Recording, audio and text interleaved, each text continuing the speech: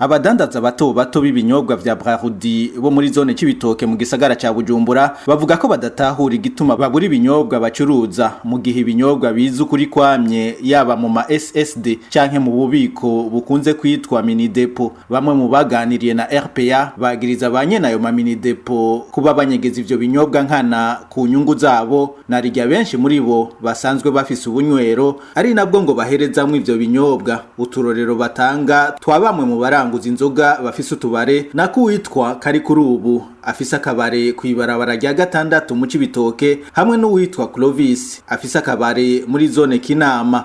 Uwundi akora akazi ko kuranguza ibinyobwa muri mini depo yagirizwa n'abanyagihugu gutwara ibinyobwa mu kabare kiwe n'uwitwa Hajayandi afise ububiko bw'inzoga kwibarabara rya gatandatu, akaba afise akabare kwibarabara rya 13. Uwundi avugwa muri urwo rudandazwa n'uwitwa Wiri, nawe nyene afise ububiko bw'inzoga za Brarudi, ububiko buri hagati y'ibarabara rya 13 n'irya 14. Mu kwiyorohereza ngo akaba yaciye yugurura akabaraho nyene kwibarabara rya 14, hambavu yuko bajana izo nzoga mu yandi mazone barenganye abo zagenewe. Abo bafise ubwo bubiko bw'inzoga bita mini depo bagirizwa n'abadandaza bato bato kuba niyo bagiri ubuntu bakazibaha babadugirizako bakazibaha ku giciro kitashinzwe na leta. Aha batanga karorero k'ikazi ya Primus isanzwe iranguzwa ku bihumbi 18 n'amajana 7, ariko bakayibagurisha ko ku mafaranga ibihumbi 20. Ivyo biruko mu gihe ihinguriro Brarudi ribuza abafise ububiko bw'inzoga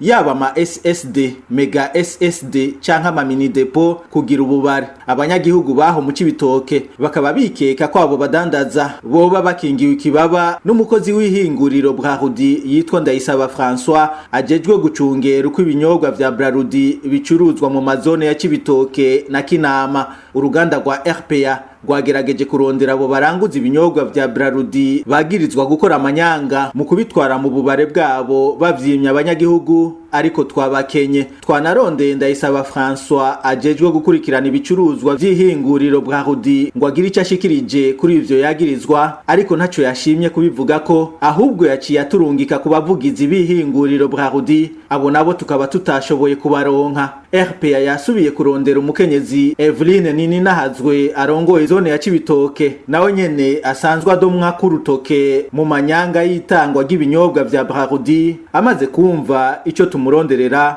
yaciye aducira ku murongo wa telefone.